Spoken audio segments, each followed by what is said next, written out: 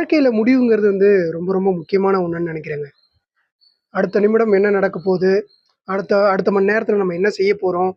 நாளைக்கு நம்ம இந்த மாரி இருக்கிறதுக்காக நம்ம இன்னைக்கு என்ன மாரியான முடிவு எடுக்க போறோம்? அப்படிங்கிற மாரி முடிவு ரொம்ப ரொம்ப அவசியமானது. வாழ்க்கையில எந்நேரமும் மக்கள் ஒரு முடிவ நோக்கி தான் நகர்ந்துகிட்டே இருக்காங்க. முடிவு எடுப்பவர் தான் என்ன அப்படின்னு பார்த்தீங்கன்னா, ஒரு தலைமைத்துவத்துக்கு மிக சீக்கிரமாக செல்லக்கூடியவரா இருப்பார்.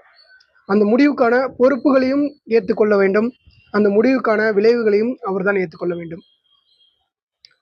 ஸோ உங்களுக்கு ஒரு கதை தெரியும். என்ன அப்படின்னு பார்த்தீங்கன்னா, நம்மளோட ஹிஸ்டரியில நடந்தது. செங்கிஸ்கான் என்ன பண்ணியிருப்பாரு அப்படின்னு பார்த்தீங்கன்னா, இங்க என்ன பண்ணியிருப்பாரு, செங்கிஸ்கானோட படை பார்த்தீங்கன்னா, ரொம்ப மினிமலா இருக்கும். ஆனா அவர் என்ன பண்ணியிருப்பாரு அப்படின்னு பார்த்தீங்கன்னா, நெறைய நாடுகள என்ன பண்ணியிருப்பாருன்னா, எதிர்த்து போரிட்டு நெறைய நாடுகள பிடிச்சிருந்திருப்பாரு. அவர்ட்ட என்ன இருந்தது அப்படின்னு பார்த்தீங்கன்னா, ஒண்ணு முடிவெடுக்கக்கூடிய திறமை, அதோட சாதக பாதங்கள அவர் ஏத்துக்கிட்டாரு. அது மட்டும் இல்லாம என்ன அப்படின்னு பார்த்தீங்கன்னா, அவரோட உத்திகள். இங்க உத்திகள் தாங்க மிக முக்கியம்.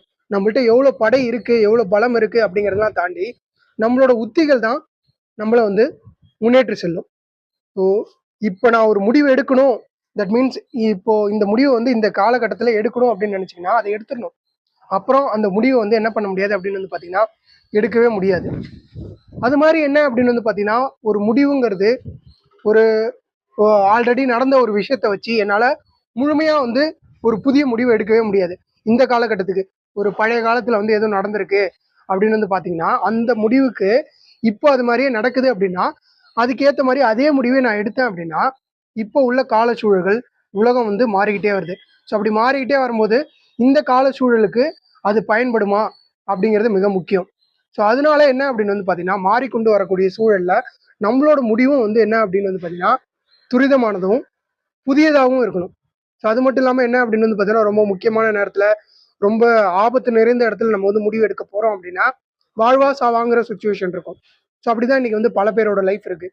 ஸோ அந்த முடிவு என்ன அப்படின்னு பார்த்தீங்கன்னா, அதுதான் நம்மளோட இருத்தல். நம்மளோட வாழ்க்கையே என்ன ஆகும் அப்படின்னு பார்த்தீங்கன்னா, காவியமாக்கும். ஒருவேளை அந்த முடிவு நல்லதா இருந்துச்சுன்னா போற்றப்படுவோம். இல்ல தீங்குகள விளைவித்ததுன்னா, அதுக்காக தூற்றப்படுவோம். எதுவா இருந்தாலும் நம்ம முதல்ல ஃபேஸ் பண்ணி தான் ஆகணும். ஸோ இன்னொரு கோட் என்ன அப்படின்னு பார்த்தீங்கன்னா, ரத்தன் டாட்டா கேள்விப்பட்டிருப்போம். ரத்தன் டாட்டா என்ன அப்படின்னு பார்த்தீங்கன்னா, "என்னோட முடிவுகள் சரியா இருக்குமா என்னங்கிறது எனக்கு தெரியாது.